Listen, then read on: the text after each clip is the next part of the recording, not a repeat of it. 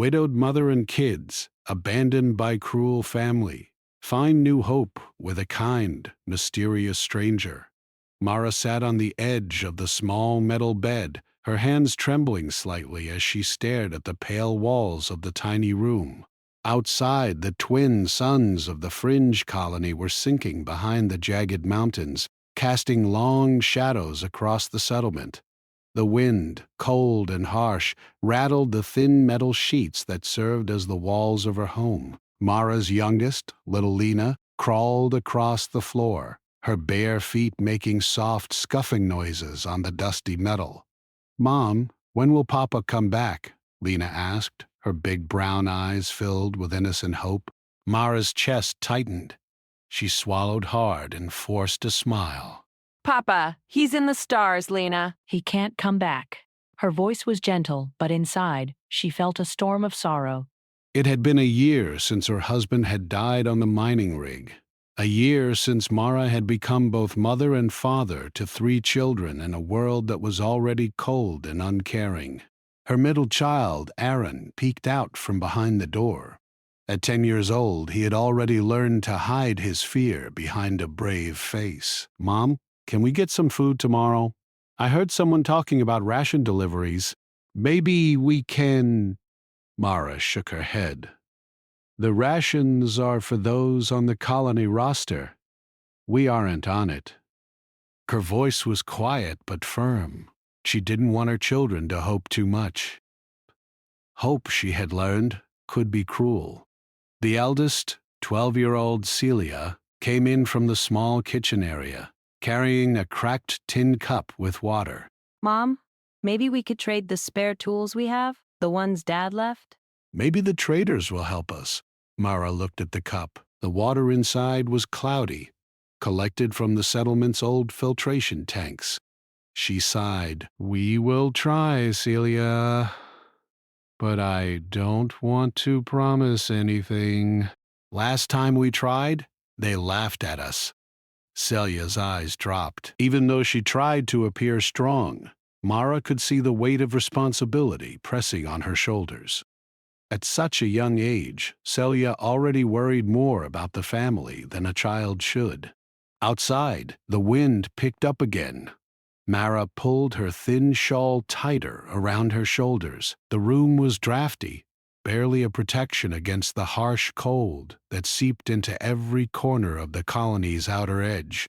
Mara had once dreamed of a better life for her family, a life where her children could play under open skies, without fear of hunger or neglect. But dreams, like water in the dusty desert, slipped through her fingers. She rose and moved to the small window. Beyond the settlement's fence, the barren plain stretched into the horizon, tiny specks of movement. Other colonists scavenging for scraps were the only signs of life. Mara remembered how her own family had once promised to help her. They had all lived on the central planet, in luxury, surrounded by wealth and comfort. But when tragedy struck, when her husband died, they turned their backs on her. Cold words, sharp looks, and an unyielding refusal to help had left Mara and her children alone. A shiver ran down her spine, not from the cold, but from the memory of their cruelty. Her father-in-law had called her weak. Her mother-in-law whispered that her children were a burden. Even her husband's siblings had avoided her, pretending not to notice when Mara and the children arrived at the station seeking support. "I hate them," Lena said suddenly, her voice breaking the silence. She had climbed onto Mara's lap, hugging her tightly. Mara hugged her back, brushing the girl's hair from her face. "I know, sweetie, but hate only makes us sadder. We need to be strong. Together." Aaron, still at the doorway, clenched his fists. "But why did they do that, Mom? We didn't do anything wrong. Why can't they just help?" Mara's eyes filled with tears, though she quickly blinked them away. Some people... Some people only care about themselves. But that doesn't mean we can't keep going. That doesn't mean we can't find our own way. The words sounded stronger than she felt. Inside, Mara's heart ached.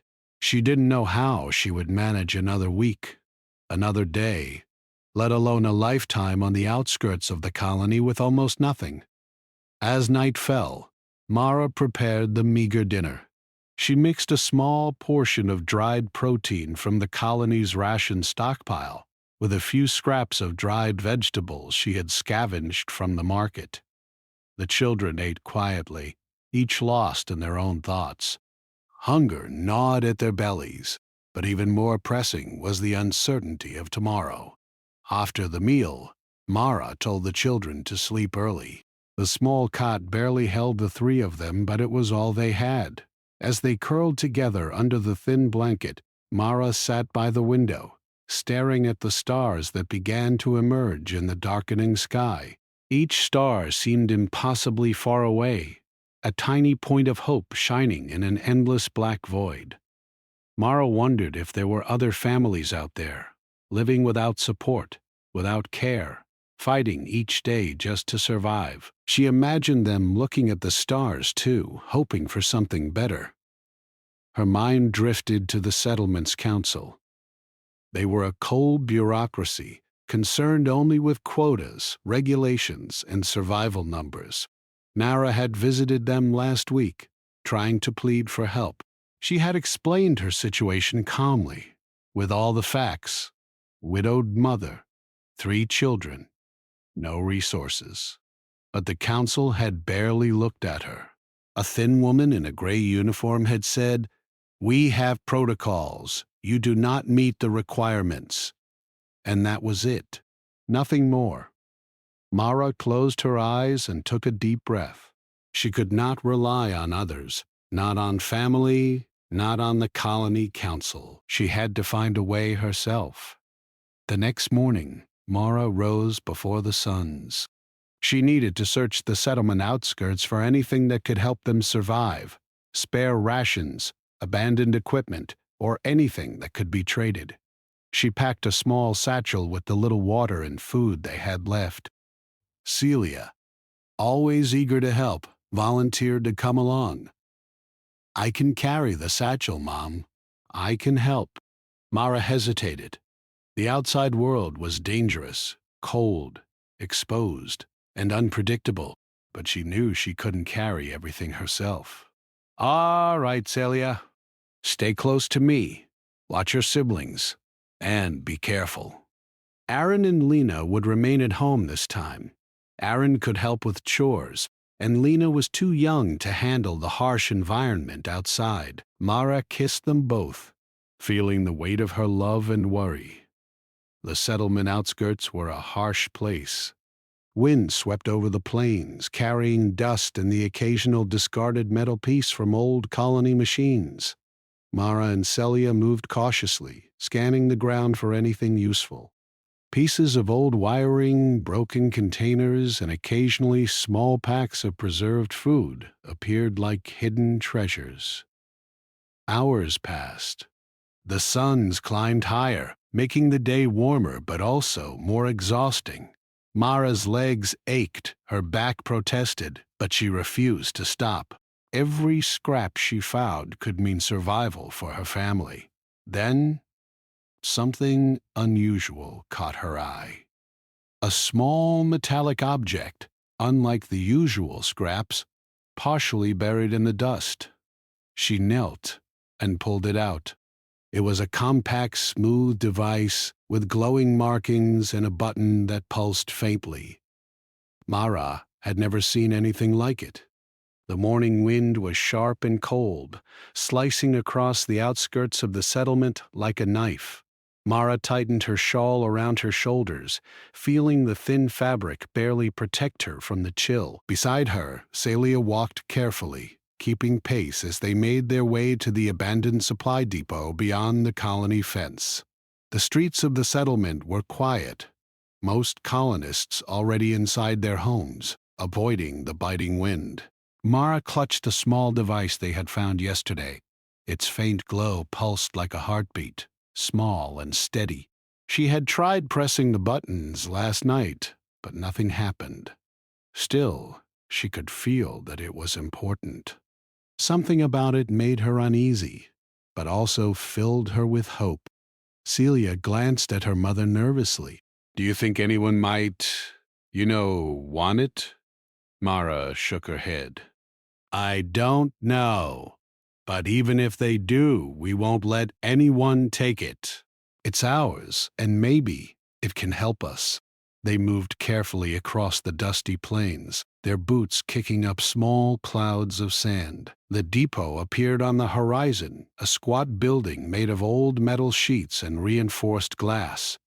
Mara remembered hearing from other settlers that it was mostly abandoned, though sometimes people sneaked in to scavenge parts or old rations. As they approached, Mara's eyes caught movement near the building. A figure stood just outside the entrance, leaning casually against the wall. Tall, lean, and cloaked in a deep blue robe, the stranger had a hood pulled low over their face, hiding all but the sharp glint of dark eyes. In one hand, they held a small metallic staff that shimmered faintly in the sunlight. Mara froze. Her heart pounded. "Stay behind me," she whispered to Celia. The stranger lifted their heads slowly, as if aware of every sound and movement. They did not speak at first. Then, in a calm voice that carried across the wind, they said, "You don't belong here." Mara straightened, her eyes narrowing slightly. "And who are you to say that?" The stranger tilted their head, their face still shadowed beneath the hood. "Someone who watches and waits. I've seen you, woman. You struggle. You fight for your children." I can help. Celia's eyes widened. Mom. Should we trust them?" Mara hesitated. Something in the stranger's tone was different from the cold indifference they usually faced from colonists or council officials. There was no demand, no judgment, only an unusual calmness. "Why would you help us?" Mara asked cautiously. The stranger's lips curved slightly into the faintest smile. "Because I can. And because I see something rare in you. A fire. A determination that even the stars cannot ignore." Mara stared at the figure, unsure whether to step forward or run. Her instinct screamed caution, but curiosity pricked at her. She glanced at Celia, who nodded slightly, trusting her mother's judgment. Mara took a deep breath. "What kind of help?" she asked. The stranger gestured to the glowing device in Mara's satchel. "That belongs to you, but it is only the beginning. There are things you do not yet understand, ways to survive and even thrive, that the council and your family could never teach you. If you follow me, I can show you." Mara's mind raced. She had lived her entire life depending on no one but herself. And yet, the promise of guidance, of knowledge, of hope was irresistible. "All right," she said finally, her voice steady. "We will listen." But no tricks, no lies. The stranger inclined their head, agreed. "Follow me, and you will see." They moved together across the plains, Mara carrying the satchel and Celia keeping close. The stranger walked lightly, almost as if the wind bent around them. Mara noticed small things, the way their staff pulsed with energy, the subtle glow from their boots as they stepped, and how the wind seemed to soften near them. It was strange, almost magical, but not frightening. After a short walk, they arrived at a narrow canyon hidden from the main paths of the settlement. Mara could see the jagged rocks rising like ancient walls, shielding a small area from the wind. Within the canyon was a small dwelling, unlike anything Mara had seen. Its walls were smooth and metallic, reflecting the sunlight softly, and small streams of water ran along its edges. The stranger turned to her. "This will be your temporary shelter. You and your children will be safe here while you learn. Mara's heart skipped. Children? She repeated. They will join us soon, the stranger said. I know of your family. I know of your struggle. All of you will have a chance to grow stronger together. Mara hesitated. She had been alone for so long, guarding her children, protecting them from dangers both seen and unseen. But she sensed that this stranger was not like anyone she had met. Their intentions seemed pure. All right, she said slowly. We'll stay. But I still need to see my children. They are, safe, the stranger assured her. Go back now and bring them here. The canyon is protected. No one can harm you. Mara nodded, a mixture of relief and fear twisting inside her. She and Celia returned to their small home to fetch Aaron and little Lena. The children's eyes widened when Mara told them they would be leaving the settlement for a safer place, guided by a stranger. Really? Aaron asked, skeptical.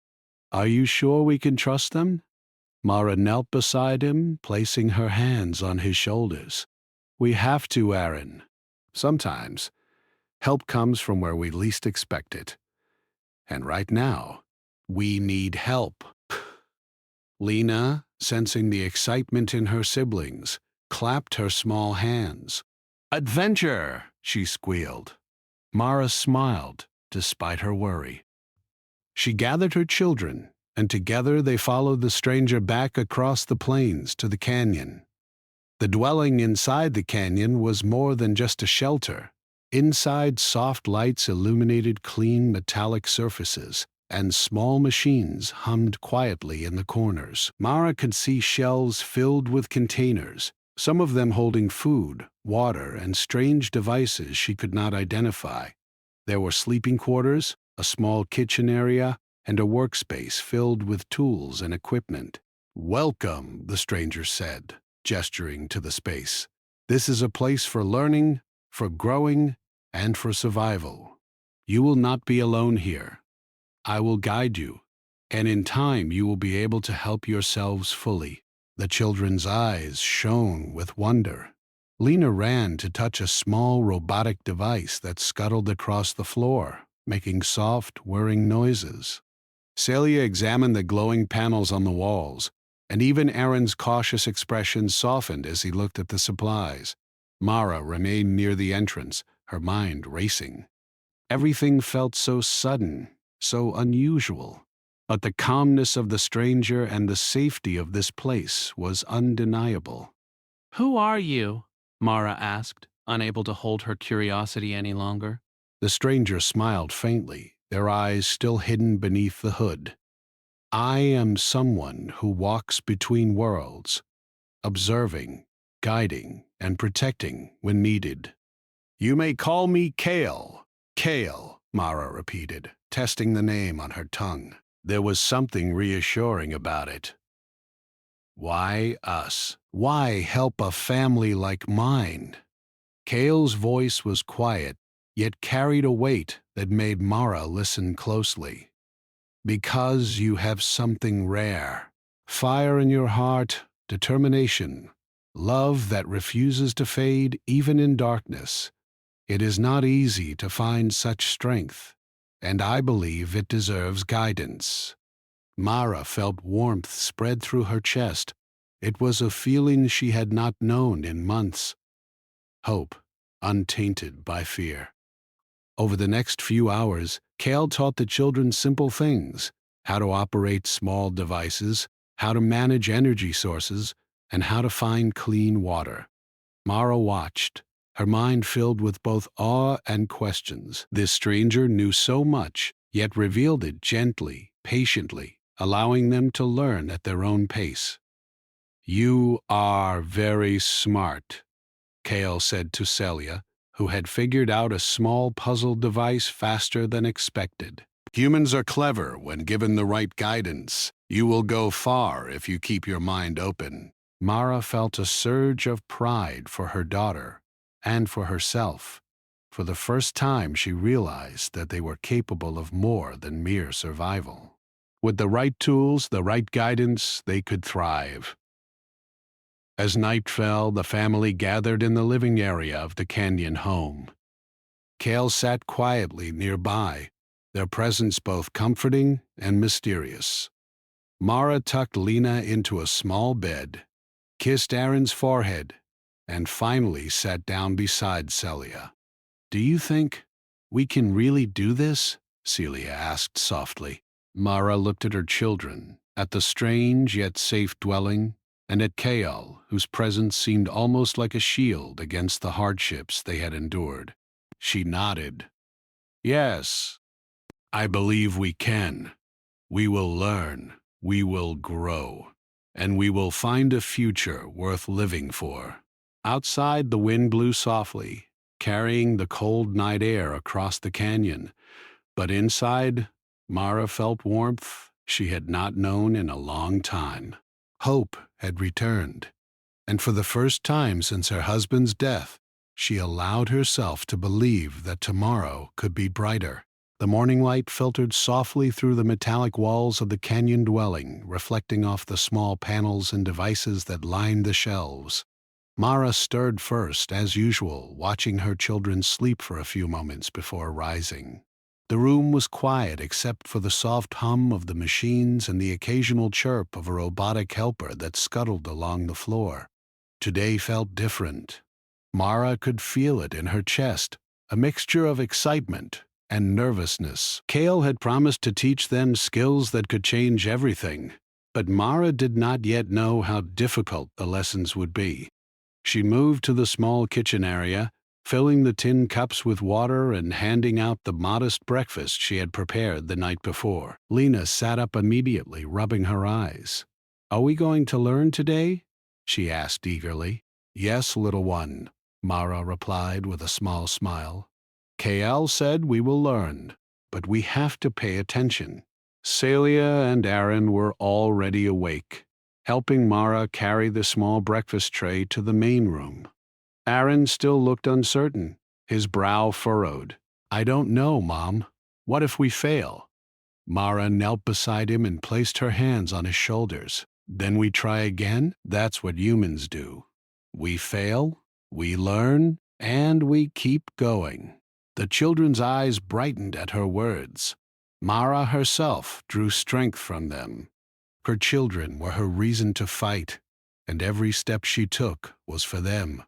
Kale appeared shortly after, silently entering the room as though the canyon itself allowed them passage. They carried no bag, no tools, just a calm presence that seemed to command attention. "Good morning," Kale said softly. "Are you ready to begin?" Mara nodded. "Yes. Please, show us." Kale gestured toward the far wall where a small table held various devices, some glowing faintly, others with small screens displaying unfamiliar symbols. "Today you will learn the basics of energy management and water collection. Simple skills, but essential for survival here, and later, for independence." Celia's eyes sparkled. "Like school?" she asked. Kale smiled faintly.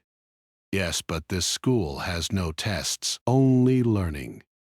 Mistakes are allowed, as long as you understand them." Mara felt a small surge of relief. She worried constantly about her children, about their education and safety. Kale's words promised both, wrapped in a way that felt safe and encouraging. The morning passed quickly. Kale began with a small hydroponic garden, explaining how plants could grow without soil, using only water, light, and energy.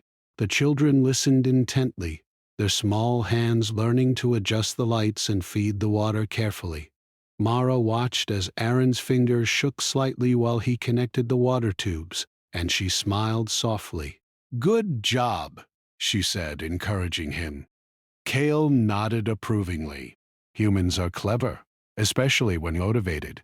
You have survival in your blood." Don't underestimate yourselves. Next came the small robotic helpers. Mara and the children learned how to program the devices to carry water, fetch tools, and even monitor the garden. Lena squealed with delight as one small robot rolled toward her and offered a tiny cup of water, its mechanical arm extending gently. "See?" Kale said.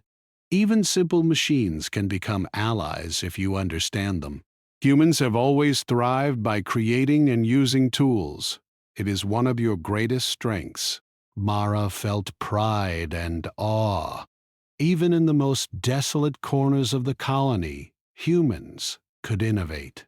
Even a mother with nothing could turn scraps and machines into life-saving resources. By midday, the family took a short break, sitting together on the floor, sharing a small meal of dried vegetables and protein. Mara's thoughts wandered as she watched her children eat. They were happy, for the first time in months, and the fear that had always lingered around her heart had softened. "Mom," Celia said suddenly, looking up at her, "do you think we could really live here forever?" Mara sighed, brushing a loose strand of hair from her face. "I don't know, Celia." Maybe, but for now, we just take one day at a time.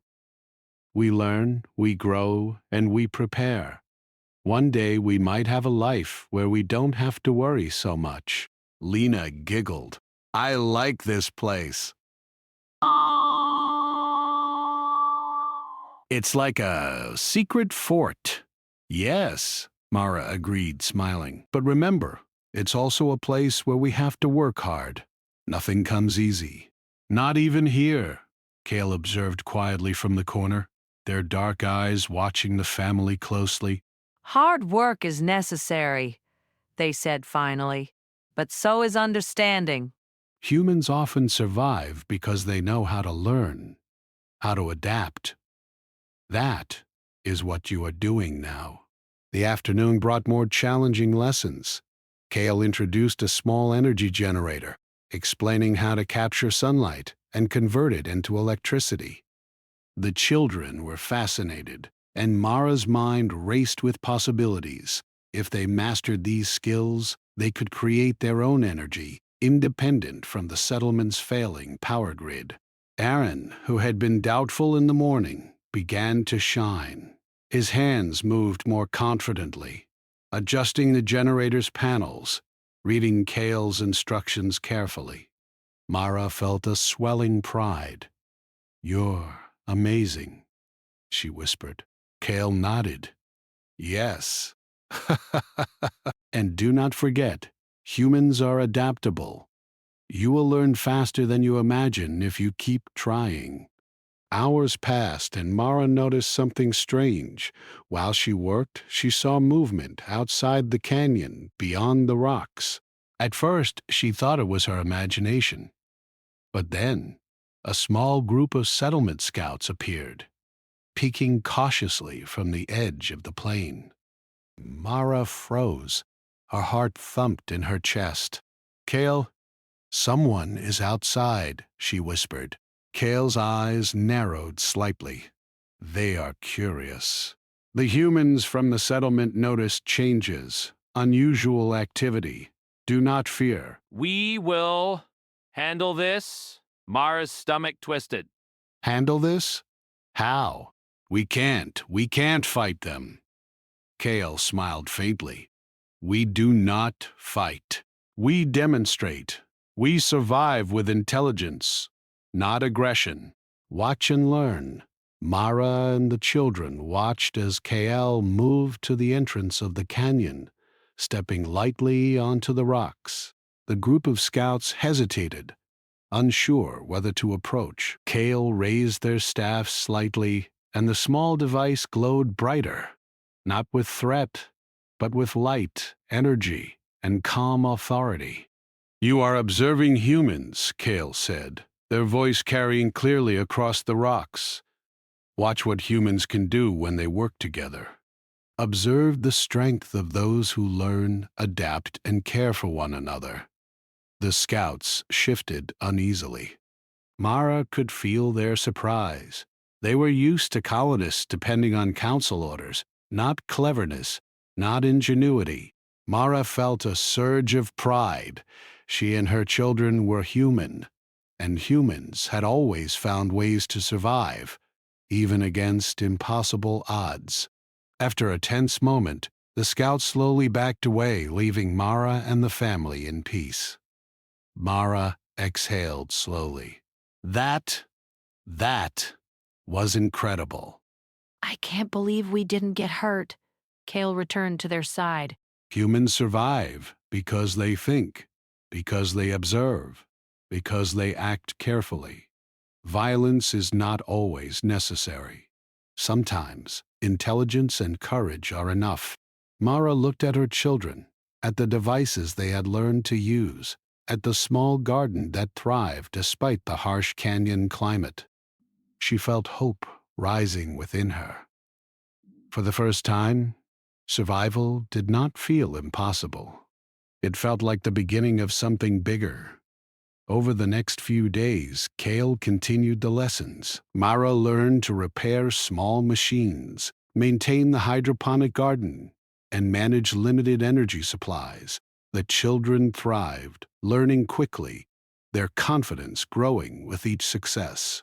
Lena even managed to help program a small robotic assistant, her laughter filling the canyon as the tiny machine zipped around delivering small tools.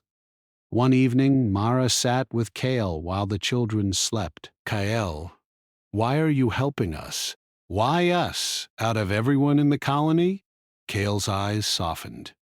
"Because humans who struggle and still fight, who protect family, who care despite suffering, they deserve guidance. You have something rare: courage, determination, love. It is not something that can be taught. It is innate. That is why I help." God brings work. Mara felt tears sting her eyes. For months, she had believed they were alone, abandoned, forgotten. But here was someone who saw their struggle, who valued their humanity. I want to be strong," Mara said softly. "For my children, for myself. For the first time, I feel like maybe I can be." Kale nodded. "You already are. Now you will learn to channel that strength. Soon you will not need me as much. You will survive and thrive on your own." Outside, the wind howled softly across the canyon. Inside, Mara felt warmth. The warmth of family, of hope, and of a future they were beginning to shape together. By the end of the week, Mara and her children had transformed the small canyon dwelling into a functioning home. The garden thrived, the machines ran smoothly, and even the children's confidence had grown remarkably. They had faced challenges, made mistakes, learned, and adapted. Mara stood at the canyon entrance, watching the stars emerge in the twilight sky. She felt the sense of pride she had not known in months. Humans could endure, she realized. Humans could learn. Humans could survive. And for the first time since her husband's death, Mara allowed herself to believe that maybe, just maybe, the worst was behind them. The next morning, the canyon was bathed in pale light, and the air smelled faintly of metal and water. Mara moved quietly, careful not to wake her children. She had grown accustomed to the rhythm of life here, the routines, the small successes, the lessons Kale taught. But something in her chest told her today would not be like the others. As she checked the hydroponic garden, she noticed movement near the canyon entrance. At first, she thought it was the wind shifting dust, but then she saw shadows flitting across the rocks. Figures. Mara's heart skipped a beat. The scouts from the settlement had returned, and there were more of them this time. "Kale," she whispered, tugging at the cloak of the mysterious stranger who was quietly observing the garden. "They're back. And there are more." Kale's eyes narrowed slightly. I expected it. Humans from the settlement notice unusual progress. They are curious, and curiosity can turn dangerous if left unchecked. Mara swallowed hard. She had no weapons, no army, only herself, her children, and the tools Kale had taught them to use. Panic threatened to rise, but she forced it down. She had survived so far because she had learned to think clearly, even in fear. "Mom?" Celia said softly from behind her, having woken during the commotion. "Are we in danger?" Mara knelt beside her, gripping her daughter's shoulders. "We are watched."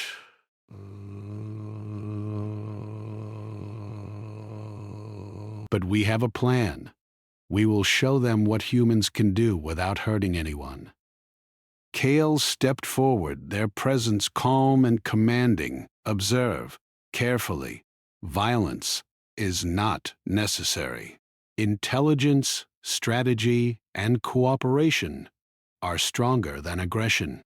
You will demonstrate this." The group of scouts approached cautiously, their eyes wide as they saw the canyon dwelling and the thriving garden within. Mara held her breath, waiting for Kale's signal. Kale raised a small device that pulsed with soft light. The light expanded slowly, creating a field of calm energy. The scouts paused, blinking at the glow. It was not threatening, but it commanded attention, almost like a gentle force saying, "Stop, observe." Mara stepped forward. She took a deep breath, her voice steady. "We are a family, and we work together. We do not take from others. We create, we learn, and we survive through intelligence and cooperation." The scouts exchanged uncertain glances. Mara continued, "You see these plants? We grew them from almost nothing. These devices? We built and programmed them ourselves. We do not need to steal, cheat, or harm anyone to survive. Humans can do incredible things when we think, work together, and never give up." One scout stepped forward, a young man with a skeptical look. "But how did you get all this? You weren't supposed to have these resources." The council. Mara shook her head. "We take only what is given freely, what is discovered honestly. The council may not help, but humans are resourceful. We survive because we adapt. You could do the same if you learned, if you tried." The words hung in the air. Mara's heart pounded, but she could see the scouts beginning to understand. Some of them lowered their weapons, their eyes reflecting curiosity rather than hostility. Kale nodded subtly, and Mara realized they had guided the entire encounter, allowing the scouts to witness human ingenuity without confrontation. After a tense silence, the scouts backed away slowly, muttering to each other. Mara exhaled, relief washing over her. The immediate threat was over, but she knew the council would not forget what they had seen. "Mom," Aaron whispered, "does this mean they'll come back?" Mara knelt beside him, taking his hands. "Maybe, but we are ready. We have learned, we have grown, and we can face anything with our minds, our hearts, and our family. That is stronger than any weapon." Kael approached Mara, their face calm but serious. "Today you demonstrated courage, intelligence, and unity. This is why I brought you here. You're proving what humans can achieve, even without privilege or power." Mara felt pride swell within her chest. She had always known humans were capable, but seeing it in her children, their confidence, their skills, made her realize that her family's strength was extraordinary. The following days were spent preparing for potential challenges. Mara, Celia, and Aaron worked tirelessly under Kale's guidance, reinforcing their canyon home, expanding the garden, and refining their energy systems. Lena helped in small ways, her laughter and curiosity keeping spirits high. Kale introduced advanced problem-solving exercises, teaching the family to anticipate challenges before they arose. They simulated power shortages, device malfunctions, and water scarcity. Mara learned to repair machinery quickly, to ration resources efficiently, and to guide her children in solving complex problems together. One evening, after a long day of lessons, Mara sat with Kale outside the canyon entrance. The sky was painted with stars, the twin suns long gone, and a gentle wind whispered across the rocks. "Kale," Mara began, her voice quiet, "I understand now. This is not just about surviving. This is about teaching us to be humans at our best, to think, to adapt, to care, to show the world what we are capable of." Kale nodded. "Exactly. Humanity has always excelled because of the mind, the heart, and the will to endure.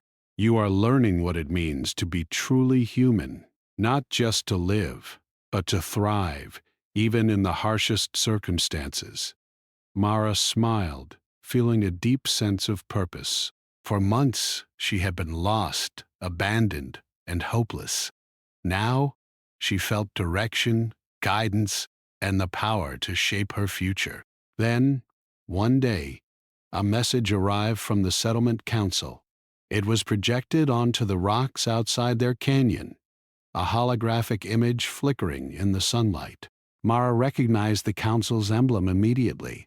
Mara's stomach tightened as she watched. The council demanded that she return immediately, empty-handed, and warned that any continued unauthorized development would result in legal action. Celia gasped. "Mom, what do we do? They could take everything." Mara took a deep breath, feeling the weight of responsibility press down on her shoulders. "We will not give up. We will not run. We will show them that humans do not need permission to survive or create. We will act wisely, not recklessly. And we will prove our strength without hurting anyone." Kale stepped beside her, placing a reassuring hand on her shoulder.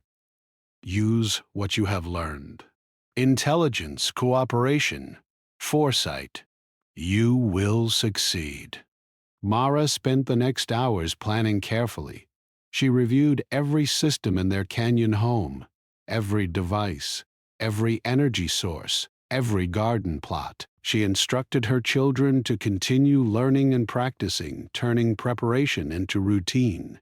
Each small victory, each successful simulation, strengthened their confidence. Finally, Mara stepped forward to respond to the council. She prepared a calm, logical presentation of their achievements: sustainable energy, self-sufficient food production, safe housing, and the children's rapid learning. She emphasized that no rules had been broken, no harm had been done, and that humans could thrive through intelligence, cooperation, and determination. The holographic council members listened, their expressions unreadable. Mara's heart pounded as she explained each detail. She spoke clearly, confidently, and with a passion that only a mother defending her family could summon. After what felt like an eternity, the council members nodded. Slowly, one of them spoke. "We did not expect this. Your family has created a remarkable self-sustaining system. We acknowledge your independence and initiative. Continue your work, but remain transparent with your progress." Mara exhaled in relief. The immediate threat had passed. She had defended her family without violence, without submission, using only the skills, intelligence, and unity they had learned under Kale's guidance. That night, the family gathered outside, watching the stars twinkle above the canyon. Mara held Lena in her lap. Celia leaned against her side, and Aaron stood nearby, arms crossed, looking proud. Kale stood silently, observing them, a faint smile beneath the hood. You have learned well. Humans endure because of courage, intelligence, and heart. Today you proved it. Mara smiled at KL, feeling gratitude deeper than words could express. Thank you for showing us what we could become, for believing in us. KL's eyes gleamed softly. The belief was always inside you. I only guided it. Mara looked at her children, their faces glowing in the starlight. Hope, resilience, and determination shone in their eyes. For the first time since her husband's death, she felt certain that they could face the future. They had proven that humans could overcome adversity through ingenuity, cooperation, and love. And for the first time, Mara allowed herself to dream, not just of survival, but of thriving. Not just of safety, but of possibility. The canyon home was no longer just a shelter. It was a testament to what humans could achieve. And Mara, with her children by her side, knew that whatever challenges awaited, they were ready. Together, they could face anything. Celia peered over her mother's shoulder. What is it, Mom? I don't know, but it looks valuable. Maybe we can trade it, or maybe it can help us somehow. Mara's voice carried hope, the first spark she had felt in months. As they packed the device carefully into the satchel, Mara couldn't shake the feeling that something was watching them. She scanned the horizon. Nothing. Just the wind, the empty plains, and a distant settlement. Still, the unease remained, a subtle prickling sensation that whispered something was about to change. Returning home, Mara felt a strange mixture of exhaustion and excitement. For the first time in a long while, she allowed herself to imagine a future that wasn't just survival.